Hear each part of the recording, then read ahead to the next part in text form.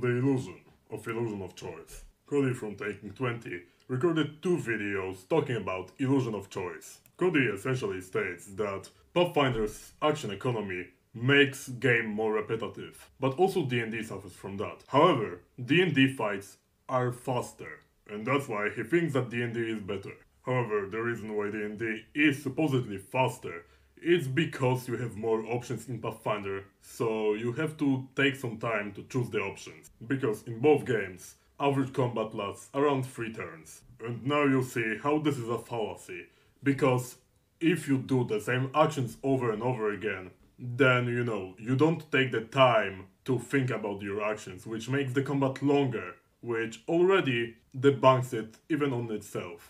If players took the same set of actions over and over again, then the combat would not be longer. And the whole fallacy here lies from the fact that he believes that D&D combat is shorter because of that, even though technically since they take that amount of actions, then it has no logical way of being that, unless he is lying. However, if we assume that Cody is genuine here, let's examine what he actually did across the video. Because he has displayed disregard for many Pathfinder rules, has essentially shown deceptive wording, and also poor tactical decision making and miscalculations during combat. Which doesn't seem to me like a normal thing for a person that essentially makes many videos for YouTube about this specific topic.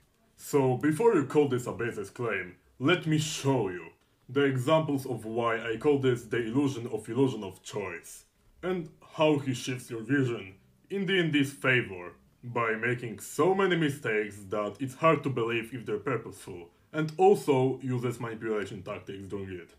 I already recorded 2 videos, but all of them are like really long, more than an hour, so I'm just going to make this to condense all the information on this. And I'm of course talking about Taking 20's illusion of choice thing, I watched this video, and yeah, based on that, I'm going to give my critique of this.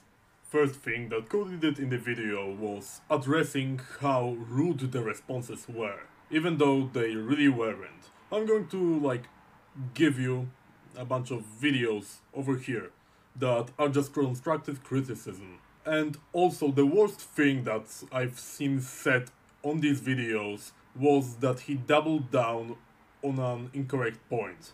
He also stated that a lot of people said that his players were just not creative enough, and gave a bunch of examples of his players being moderately creative, just around average creativity. The best one was sealing of sections of a castle with wall of force, with examples also being basic stuff like shape-shifting into an insect in order to spy on someone. Then also Cody stated that players don't actually use skill actions or never downcast spells, which with skill actions is just straight up false. Unless your players are just trying to optimize everything, they will likely use skill actions, and even if they're trying to optimize everything, they'll likely use stuff like intimidation to demoralize enemies, deception to fade enemies, athletics to trip enemies, and swashbuckler relies completely on skill actions. So yeah, that statement was blatantly false. And for downcasting, sure, players likely won't downcast a fireball unless they are out of spell slots. However, one of my favorite spells, which is available to every single character, is the Fear spell, which, when you use it at 3rd level, essentially can inflict fear on 5 creatures, which I, usually playing a wild druid that mostly focuses around shape-shifting, fairly often use when I get bored of just changing shape to just support my allies. And yes, specifically at 3rd level. And about a point that he made in a previous video that nobody uses magic missile with 2 actions, or 1 action. It's completely false. I have literally run a game yesterday where my player, that was a bard, essentially used Inspire Courage and after this used remaining 2 actions for magic missiles to finish off an enemy. Now, the point about Age of Ashes, which completely infuriates me, was when Cody said that we were shifting the blame to the writers of Age of Ashes for his campaign not being good, and gave names of two writers, which are professional. However, look at this thing. You see what it says? Well, if you're illiterate, let me tell you. This says that Age of Ashes was the first campaign made with 2nd edition rules. And Cody, I don't know if you can believe that, but have you ever heard about a saying that essentially says practice makes perfect? Well, of course, if you do something for the first time, the likelihood of you doing the thing well is very low, because it was the first Adventure Path campaign made for 2nd edition of Pathfinder, which is why it is considered to be the worst one, because the writers didn't know the rules yet, and they put some really questionable encounters, and also didn't play with environmental hazards at all. Another point that Cody brings up is that we don't know about his players, because most of them are in between the ages of 40 and 60, which probably we didn't know. Well, all the assumptions that we made about your players were just about the druid. Well, let me tell you, the druid was level 9 as you said before, which means that that druid has access to level 5 spells and can prepare and change them every single day. Which means that the druid has a lot of versatility. And, well, your druid still chose to take animal shape. Okay, over here I'm going to show you some calculations. Sorry for one mistake, I meant to say dinosaur form. So yeah, anyways. This what you see over here is the best calculation, the most damage done that you can deal with just dinosaur form. Because the first action that you will probably take in your first turn is to use the spell and then come to an enemy to be able to even attack the enemy. Okay, then for the next 2 turns you just use 3 attacks with it. Okay, this is the most damage it can deal. And over here in the middle we see what happens if we just toss a fireball and then 2 electric arcs and we shoot a slingshot twice. Why twice? Well, because we need to reload it on the second one. So yeah. Okay, now we have, what if we had like 2 targets to hit with fireball and electric arc, because it can hit 2 targets and also hit 1 target with the slingshot. As you can see, the damage is significantly higher depending on the situation, because that's just the kind of game that Pathfinder is. You need to suit yourself to a situation in order to actually do the greatest damage, rather than just following an optimal set of actions that works for one encounter. It's the job of the GM or DM to actually make encounters that challenge players by making them think and use different tools in their arsenal. If you only make encounters that force them to use just one of the tools in their arsenal, then they are not going to have fun. So, yeah, that's how it actually works. And since you cited the experience of your group over here for your point, I'm going to cite the experience of my group. Well, on my group, players usually do goofy stuff, you know. If you, for example, say that you're in a bar fight, right? And my players would likely, for example, ask if they can roll athletics to step on a plank, to hit the enemy over the face with a plank. Okay? My encounters are not made very hard, okay? Most of my encounters are moderate or pretty decently easy. So, yeah. That is why players feel like they can do goofy stuff and don't have to do optimal stuff. Even though they sometimes do optimal stuff, of course. Of course the monk will be using Flare of Blows oftentimes. But my monk, on top of using Flare of Blows, usually also uses like maneuvers with athletics to, you know, step, trip enemies, and stuff like this. And in the last fight, well, the first thing that he did was grapple an enemy, then proceeded to fight, and that was actually the fight where he used the least skill actions. Because he used like only one skill action, and that was the least amount of skill actions that he used in a fight. So even in a fight where he used the least amount of skill actions, he still used at least one of them. And once again, the Bard, only thing that he does repetitive, the Bard, is just using Inspire Courage. However, he can also try Lingering Composition, to use Lingering Composition to not spam this. Also, my players very often recall knowledge on enemies and other stuff to get some information that is valuable. Like, lastly, over here, I think I will provide a screenshot. They were fighting an ooze, like a giant ooze. That was pretty much a homebrew ooze, even though it uses a giant amoeba sprite. Well, they noticed, using perception, that the trees have pretty spiky barks. You know, the trees have pretty spiky barks. So they decided to lure an ooze in between the two trees, and then the monk decided to use athletics to essentially push the tree, to squeeze the ooze even harder, to cut it multiple times. So it will split into weaker versions, and I allowed it because I'm a great DM, at least in my own opinion.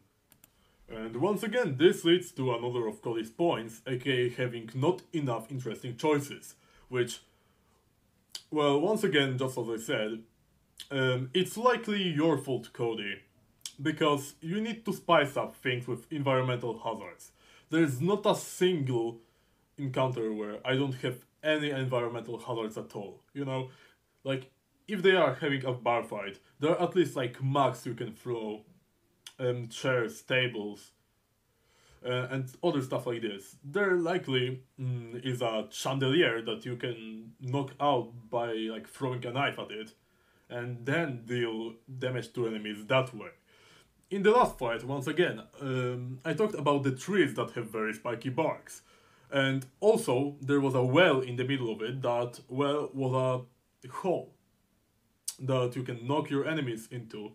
Or you can yourself try to jump into the hole and, yeah, just make yourself out of range for some enemies by that. But, however, you still need to use, like, athletics, for example, or acrobatics to hold yourself onto the wall and not fall into it. And then, Cody started building a ranger to demonstrate this in a real combat encounter. Well, if you watch the previous videos, we can say that this combat wasn't all that real. However, I will get back to that later. Well, as you can see, this is Cody's ranger build. As you can see, this is completely an incomplete build, so we don't know much about the ranger.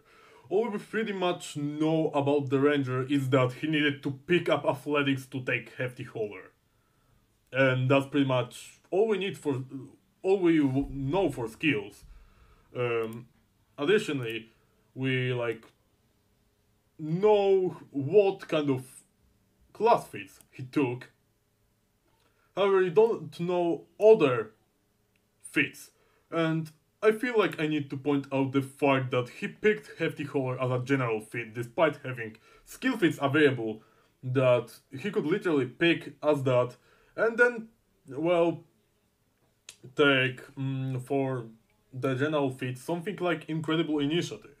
Additionally, he didn't use any variant rules, which, well, also severely just lowers this. Because, well, despite using a certain variant rule from D&D that I've seen only referenced once in any campaign that I have played in, he doesn't use any variant rules over here for this character. Especially the 3 archetype variant rule, which is like the most common rule. I see more players, like more tables, play with this rule than tables without that rule.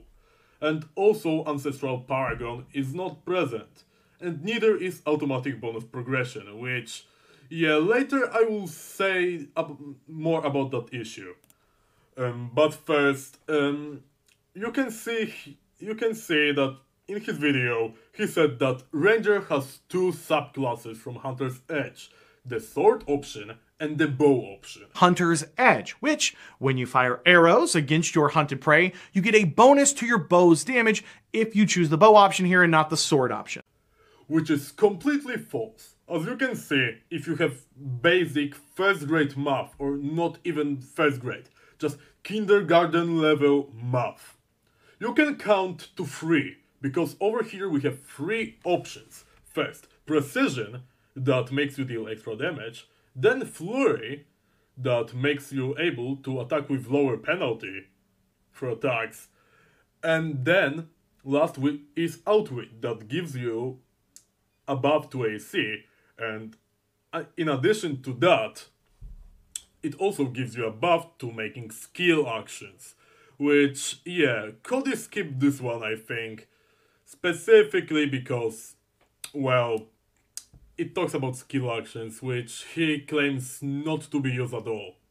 In addition to the fact that Cody's shown a lack of basic understanding of rules over here, with math, well, he didn't read any of this either except for Precision.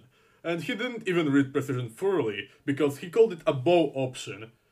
Because, well, he pretty much just stated that it only works with a bow, which, well, is completely false. It works with any weapon.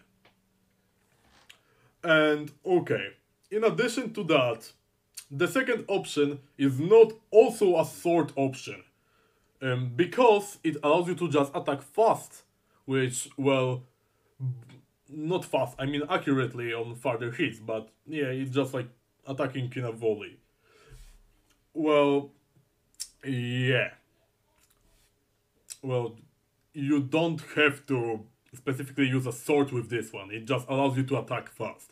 And also the outwit that he completely just disregarded, which gives you a bonus to AC if you wanna be a melee guy, and bonus to skill actions, because if you're ranged, for example using a normal short bow, just like he used, well then, well, if you're using a short bow, then, well, you don't really need to put your points in strength, because it doesn't boost your melee attack, so we can invest them into charisma, for example, to use intimidation or deception on enemies, to lower their AC, and also, and yeah, you can do that with this. So neither of these is limited to one type of weapon, and also there are 3 of them, not 2. And straight up later, Cody just admitted essentially, what would I say, with his laziness. Okay, he asked, can we give players more options to engage with environment? And he said, of course, but something.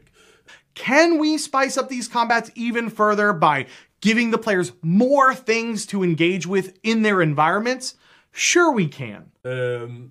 But yeah, this looks to me like laziness, because seriously, just putting a random table on the map is enough to make my players do creative stuff. Just making the floor crackly wooden boards is enough to make my players do something creative. Like literally, pretty much everything. Literally just putting a bunch of things that my players can throw. Putting a bunch of marbles in, for example, a ball or something, will make them try to use them tactically to, for example, create a difficult terrain for enemies. Like, there's so much you can do with environmental stuff, but you just decide not to, and say, okay, if we don't do that, then illusion of choice kind of exists. Which, well, it's poor DMing in my opinion, and I don't even know if this is just my opinion, because, Well, it's DM's thing to design combat encounters, and if they're not fun, and you feel like you just have to deal the highest amount of damage, then yeah, that's poor DMing. And then he posted a singular clip of a person agreeing with him that they used a similar rotation, that a player in their game used a similar rotation of actions. I mean, like, not really similar, pretty much the same. However, yeah, this is the only clip that he reacted to, because once again, he said that people who disagree were super rude. However, he won't spot any person more rude than me, actually pointing out stuff in his video. Also, in Ranger stuff, he picked Natural Medicine at level 5, where, you only have an Ancestry feat. Our level 5 Pathfinder Ranger has just picked up Natural Medicine at level 5. So yeah, you cannot pick it at level 5. Also, he claimed that the Ranger picked Natural Medicine at level 5, which, well, there is no skill or general feat at level 5, so this is impossible. He needed to pick it up on level 4. Once again, showcasing his lack of understanding for rules. And with the third example of his lack of understanding for rules, he decided to give no magical items for Pathfinder Ranger. You might ask, well, Cargo, why is this a problem? Well, because Pathfinder's math and all the stuff in Pathfinder is built around the fact that you get magic items at certain levels. Well, let me demonstrate. You should have gotten +1 potency rune and striking rune, which by looking at this chart, you can see that, well, yeah, he should have gotten this, not only because just rules say so, but also because it's a great damage increase. By pretty much, it almost doubled the amount of damage that he deals. And also, once again, if he looked at variance rules and used automatic bonus progression, he would get this for free. In addition to that, likely he forgot to give +1 potency rune onto an armor to give +1 to AC to his ranger. And then, during combat, he did a horrible decision of deciding to just stride, but in such a way that you end up just 5 feet away from the enemy, so you need to step to even get within the distance of the enemy. So yeah, I recreated this thoroughly here on level 20. Well, as you can see over here, there is 1, 2, 3, 4, 5 squares in between those two. And as you can see over here, 1, 2, 3, 4, 5. And then you see there's like 1 square between those two, so 1 square between those two, as you can see. And just below that one is fighter. So yeah, 1 square between those two and fighter. So yeah, let's measure it live. You'll see, he moves like this. So look now, you can just move like this, pretty much. Yeah, that's precisely how you can move. And also Cody stated later that he wants to count every other square, diagonal, as 10 feet. But it's mostly specifically just so Ranger needs to make a 5-foot step. Because, as you will see in just a moment, the step that the Ranger will take will decrease the Ranger's DPR by a lot. Which, yeah, even though when you look at this, he didn't need to use up the action to step, he just needed to move in a different way. Which, yeah, I honestly, looking at how many mistakes he does over here, which seems to be purposeful, especially with the Hunter's Edge, yeah, I honestly cannot believe that this was just a misstep. He specifically did this to limit amount of actions to exaggerate the number. And that way, he made it seem so a 30% damage fall off is now like around a 70% damage fall off. Yeah, which is a lot. Over here, I showed the example of his most optimal choice, then Cody's short sword, aka the choice that he did to essentially deceive us pretty much into thinking that it was lower, then double quick draw if he decided to just draw twice, and yeah, then also we have Hunter's Mark plus quick draw that he would do if he just moved normally.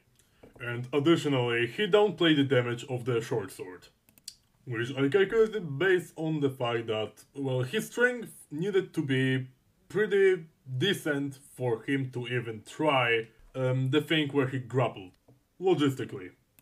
Additional thing here is flanking, because he said that even though fighter is flanking, also because of that, ranger is also capable of being flanked because of that.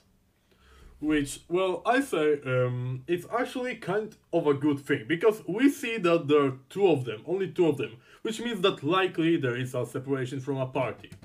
Or someone has medicine, so if ranger takes some of the damage instead of the fighter, then yeah, how medicine works in Pathfinder, or like healing spells, is that a character becomes immune to being operated on using treat wounds from medicine or battle medicine for a moment in between these. So if you split the damage in between the party, then likely, it will be pretty much more efficient and both of you will lose less.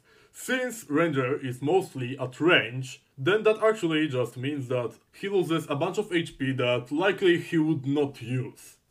And once again, Fighter would get the flanking boost, which, yeah, increases the damage by a very high amount. Especially since it's a fighter that crits more often. And also, precisely at level 5, he gets essentially, from what I remember, he gets critical specializations of weapons. Also, once again, Pathfinder 2nd Edition is a very team-based game. Okay, it's a very team-based game. Which, yeah, essentially locking it into a single thing, once again, gives essentially an advantage to D&D. Because most of combat in Pathfinder relies on the fact how actions you take will also affect the allies that you make, allies that you have in terms of their output and stuff like this. Because, for example, we can argue that Wizard essentially giving your ally +3 to hit and giving the enemy -2 to AC would not do much because, well, he didn't do any damage. Wouldn't do much more than just spamming the firebolt cantrip. However, looking at how much more damage will the fighter deal because of that, will really change the whole thing. Oh yeah, additionally, rules only work if Cody wants them to work. Okay, here's an example. For example, he doesn't get flanked. The ranger does not get flanked, does not increase the efficiency of the enemy by getting flanked. However, ranger can flank if he uses the variant rule, which conveniently he assumes that only ranger does in the second example. Additionally, Cody praised 5e for the fact that attacks trigger attacks of opportunity, so ranger has a serious choice of actually picking if they want to attack the white or else they might be hit. However, before he stated that an attack of opportunity does not really matter while going behind the enemy. Then he stated that it doesn't really matter, but it suddenly started to matter when the enemy came close to a melee range. Because then, one attack of opportunity is a game changer, but before, when he was going near the enemy, then one attack of opportunity didn't really matter at all. So as I said before, attack of opportunity only really mattered if it fit Cody's narrative. And well, now, his grapple example. Also, in his example with grappling only for 5e ranger, he mentioned that the fighter was at low health and that white could possibly finish him off. Of course. But if the 10 intelligence white wanted to finish off a low hit point fighter, the white would still have to escape the grapple and use half their movement to stand, giving them no further action economy to still attack the fighter. This is a small but noticeable difference. Which, well, if it works only for that example, it seems like a positive. But now, when you look at how it actually works, then you see that actually shooting, if we actually set it as a standard for other examples, actually shooting would be the worst option, because then fighter would likely die if he was on low hit points, right? Especially since in Pathfinder death is way less forgiving. And he said, I quote, "There are 4 degrees of success for balancing on a mossy log in the woods." I mean, look at this. Look at this. Look, there are 4 degrees of failure for balancing on a mossy log in the woods. These are hard-coded written rules, guys. I'm not making this up. Which, over here, we see an example of misleading wording. Even though he shows just the balance rules, he specified that it's on a mossy log in the woods. Which, yeah, it specifically said, to my belief, because looking at how he completely misinterprets and ignores some of the rules just for his own convenience of his narrative, I believe that this is purposefully made to make you think that it's more specific than it actually is, to make 5e players feel intimidated by it and think Pathfinder bad. And he specified that we cannot roleplay, we just need hard-coded rules for everything, which is completely false. That have 4 possible different outcomes for the Game Master depending on how high the player's character rolls on a d20 versus the GM's DC. God forbid, guys, the GM in the group, just roleplay that. No. Pathfinder 2e needs hard-coded rules for making a request. I think that even the first rule in Pathfinder straight up says that you can ignore it when you want. You can ignore it if it essentially makes it more fun. All the actual rules that we have are just tools for the GM to speed up the process of the game. So GM needs to stress out less and actually can think of pretty much any scenario with most of hard-coded rules for them, but doesn't need to use them in every scenario. I think that's, as I said before, I think that's in the first rule of Pathfinder. Because listen, Cody, seriously, if we needed rules for everything, then pretty much a pineapple guy seducing an orange would not be possible within my game. And it literally happened on the same session where we fought that ooze that I mentioned before. And as we stated, once again, for Cody's misleading wording and stuff like this, he says that just the rules for identifying a magic item are spread out in between many pages, and it takes a bunch of words. Well, identifying a magic item is mostly, which in here he included flavor text, he included all of the GM stuff, which is, well, just the table for DCs, but yeah, you could just shorten it to just saying, okay, this is the level of the task, here is the DC. But he felt that he needed to show every single detail of this to make his claim seem more viable. Because with identifying a magic item, he showed like 5 different things, which, about like two of these things are literally one thing. But he just split it to make an illusion of it seeming like there are 5 things. Additionally, in identifying a magic item, he also threw in just identifying magic and learning a spell, with the DC chart being a thing that GM does. So, pretty much only thing that actually player would need to look up in this situation would be literally one of these 5 charts, which, if you look at the volume of these charts, is like around 35% of the actual thing. A perfect example of what I am talking about. In the Dungeon Master Guide for 5th edition, it lists both the standard rules and the variant rules for identifying a magic item in 204 words.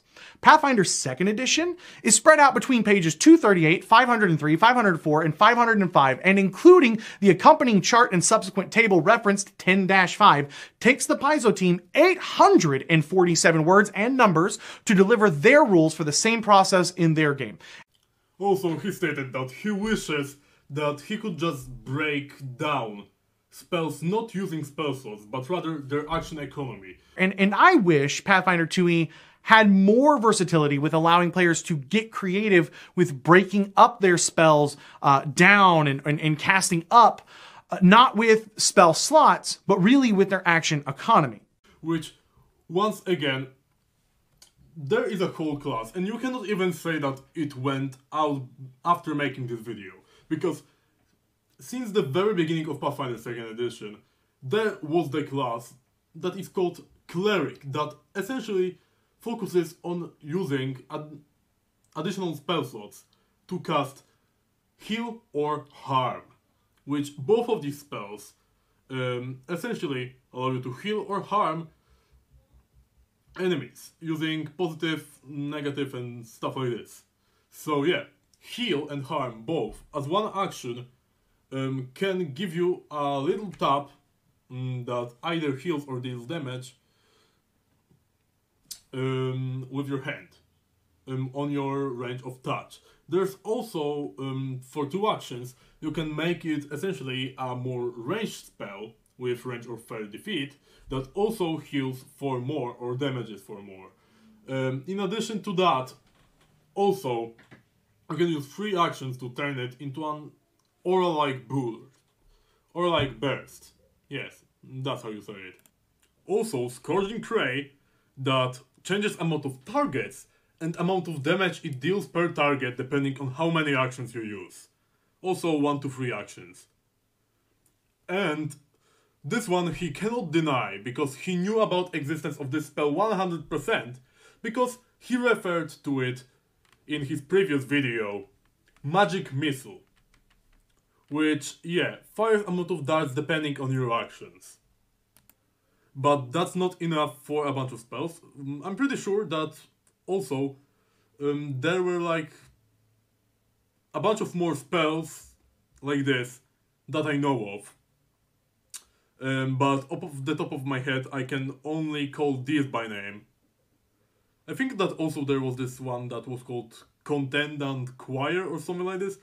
It was for sure called something Choir that deals sonic damage and changes areas depending on how many actions you use. Also, we should not forget about the whole giant page of meta magic that we have. Which, if you don't know what is meta magic, well, you just spend... It's essentially a collection of feats that you spend an additional action for your essentially spell. Like, if you have, for example, a 2-action spell, you spend 3 actions instead, or if you have a 1-action spell, you spend 2 actions instead, to essentially give your spell a secondary effect. Also, there are some labels as focus spells that essentially make you spend a focus point to use them, but you get focus points back pretty easily. And now, to finish it off, what is the actual my statement about Cody's problem with illusion of choice, about these mechanics, without just saying get creative? Because Cody got really frustrated because of people just telling him to get creative. And my response is, make versatile characters. I know that Cody said that illusion of choice only counts after you roll initiative. However, the way you build a character dictates amount of options that you have. If you have more feats, more meta magic, you have like more maneuvers, more options, then, well, you have more choices to use that are pretty much valid in my opinion. Also, talk to your GM, or if you are a GM, throw in a bunch of environmental hazards to every room. Like, throwing in a table is enough to get some of players' creative gears going. Throwing in a candle is enough to get their gears moving. Throwing in a rack is enough for example, my monk to decide to pull it from enemies' feet, and yeah, essentially make all of them roll a reflex save or fall prone, because I improvised that rule. I don't think that we have a hard-coded rule for being tripped by being swept by a rug. I know that this is surprising, but I don't think that we have that rule. So yeah, I would just make them roll a reflex save against his class DC, or against his athletics DC, depending on which one he wants. And yeah, then yeah, that's pretty much how you solve the issue. As a GM, you add more environmental hazards, and as a player, try to build characters with pretty much robust stuff. Like even skill feats, just invest some points into medicine. And then if you invest some points into medicine, well then, you can just pick up battle medicine and you have one more action that you can spend to decide if you want to heal someone and stuff like this. You can use the free archetype variant rule and pick up medic dedication, where you can pick doctor's visitation to like even shorten the thing, so you can run and also heal your ally at once. And maybe instead of marking the enemy, then trying to use hunted shot and a third volley that will likely miss. You know, the thing that with the third volley that will likely miss is specifically designed to likely miss. Why? Well, because if you actually just look at the skill action, you can, for example, attempt to feint the enemy with your deception skill, or like, I don't know, maybe use intimidation to frighten the enemy, which will essentially give a boost to your entire party instead of just you. Especially with ranger that plays at range with a short bow, because short bow has a deadly D10 trait, so hitting crits is even more devastating. So because of that, if you feint the enemy and make the enemy flat-footed because of that too, or just lower the enemy's AC by frightening the enemy, and then, well, yeah, you have even a higher chance of critting, and also, if you frighten the enemy, then also your party gets a bonus against the enemy. And it will increase your damage more significantly, I think, than just firing a third volley. Let's just check it out with mathematics. I don't know, I have not checked yet, so I will just go back and tell that after I make the calculation. And as you can see over here, I run math, which once again, Cody, as you said, it's called hard math, and I don't know how anyone could argue with that in good faith. You can actually see around 9% increase in damage if you feint the enemy instead of firing the third volley. Also, if you demoralize, the damage slightly decreases. However, even though damage decreases your damage, your allies also get the boost and the enemy gets a penalty to attack. Also later, he stated that they made a ridiculous claim that he was paid by Wizards to make this video. Which, it's not really hard to disbelieve, considering that in this specific video that was a response, you managed to mess up on so many basic mechanics of Pathfinder that it's really hard to believe that you actually played it for over a year. But if you did, then seriously, it would be really hard to believe that you didn't know just basic stuff like giving magic items. And that you got so many of these things wrong, because I'm going to tell you, I think that I'm in Pathfinder for less than this guy is. And I feel that I have a way better grasp on pretty much everything regarding Pathfinder than he does. So now, what is the solution to illusion of choice? Once again, just if you're a DM or GM or whatever, throw in a bunch of environmental stuff. If you're a player, then just build your characters more versatilely and also ask your GM to allow for use of variant rules. Mostly Ancestral Paragon and stuff like this. And also, automatic bonus progression not only gives you automatically the runes that you would get, but also it automatically gives you bonuses that it expects you that you would get from items. So now you have even a greater chance that your grappling and tripping and stuff like this, whatever you do, has a higher chance of success, because it shows essentially what bonus should you get to what thing at each place. It essentially makes it so the GM doesn't need to worry about disposing items left and right, because it will essentially give you all the bonuses that it expects you to get from items, and your GM then might just give stuffs and other funny things to light up your adventure. Honestly, I expected this video to be like 20 minutes, but I found way more mistakes than I could really fit within 20 minutes. And so, yeah. Well, that's pretty much it, guys, girls, and everything else, and whatever you are. Yeah, Cargo Pants signing off. By the way, like and subscribe.